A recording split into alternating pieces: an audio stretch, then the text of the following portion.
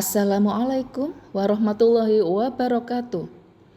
Puji syukur kita panjatkan kehadirat Allah Subhanahu wa Ta'ala, Sang Pencipta alam semesta, yang telah menganugerahkan kepada manusia sebuah kemampuan yang luar biasa, yaitu kemampuan untuk berkomunikasi.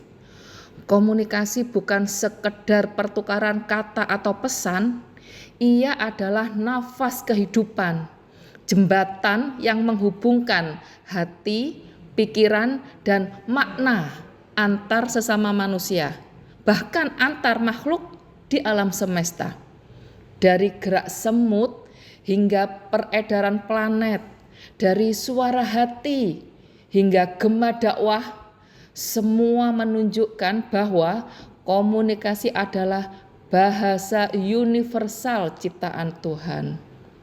Dalam dunia modern yang serba digital ini, komunikasi menjadi kekuatan yang tidak hanya menghubungkan manusia dengan manusia, tetapi juga manusia dengan pengetahuan, nilai, dan kesadaran global.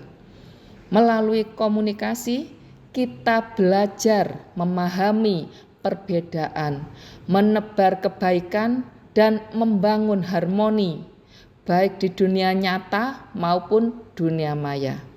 Dalam seri konten edukasi ini, kita akan menelusuri keunikan dan kedahsyatan komunikasi, bagaimana ia membentuk peradaban, memengaruhi interaksi sosial, dan bahkan menjadi refleksi kebesaran Sang Pencipta. Selamat menyimak. Semoga tayangan ini menambah pemahaman kita bahwa komunikasi bukan sekedar ilmu, melainkan manifestasi dari kesadaran dan keajaiban kehidupan itu sendiri. Salam komunikasi. Wassalamualaikum warahmatullahi wabarakatuh. Perkenalkan, nama saya Muhammad Ilham Maulana dari kelas B5 Prodi Ilmu Komunikasi. Di sini saya menjelaskan tentang tema religiusitas Gen Z dan interaksi antar budaya di ruang digital. Di era digital saat ini, ruang komunikasi tidak lagi dibatasi oleh jarak, waktu, maupun latar belakang budaya. Media digital menjadi ruang baru bagi generasi muda, khususnya Gen Z, untuk membangun identitas, mengekspresikan nilai, dan berinteraksi dengan beragam budaya.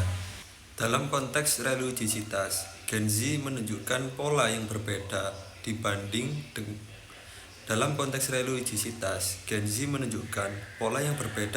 generasi sebelumnya.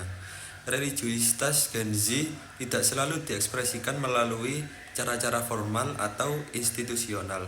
Banyak dari mereka mengekspresikan nilai keagamaan melalui konten digital seperti kutipan reflektif, diskusi keagamaan di media sosial, hingga dakwah atau pesan moral dalam format visual yang singkat dan kreatif. Fenomena ini menunjukkan bahwa religiusitas tidak hilang di era digital, tetapi justru mengalami transformasi bentuk. Media digital menjadi media baru dalam menyampaikan dan menegosiasikan nilai-nilai keagamaan. Selain menjadi ruang ekspresi religius, media digital juga merupakan ruang pertemuan antar budaya. Di satu platform, Gen Z dapat berinteraksi dengan individu dari latar belakang, agama, budaya, dan nilai yang berbeda. Interaksi antar budaya ini membuka peluang terjadinya pertukaran perspektif, pemahaman lintas budaya, dan dialog yang lebih terbuka.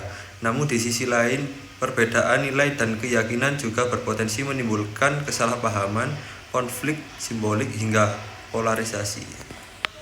Dalam konteks komunikasi, hal ini menunjukkan bahwa ruang digital bersifat ambigu. Ia dapat menjadi ruang integrasi, tetapi juga ruang fiksi sosial. Ketika religiusitas diekspresikan di ruang digital yang multikultural, muncul tantangan komunikasi yang tidak sederhana. Pesan keagamaan yang dimaksudkan sebagai ekspresi iman dapat ditafsirkan secara berbeda oleh audiens dengan latar budaya lain. Disinilah pentingnya kesadaran komunikasi. Gen Z dituntut untuk tidak hanya mengekspresikan identitas religius, tetapi juga memahami konteks sosial dan budaya dari audiens digitalnya. Tanpa kesadaran ini, komunikasi religius beresiko menjadi eksklusif atau bahkan konfliktual. Sebagai penutup, religiositas Gen Z di ruang digital menunjukkan bahwa nilai keagamaan tetap relevan, namun mengalami perubahan bentuk dan cara penyampaian. Dalam ruang digital yang multikultural, religiositas tidak hanya menjadi urusan personal, tetapi juga bagian dari proses komunikasi sosial. Oleh karena itu, memahami religiositas Gen Z dan interaksi antar budaya di ruang digital menjadi penting dalam kajian ilmu komunikasi, agar media digital dapat menjadi ruang dialog yang inklusif, reflektif, dan bermakna. Demikian video ini yang bisa saya sampaikan, semoga dapat menambah pemahaman dan wawasan kita bersama. Terima kasih.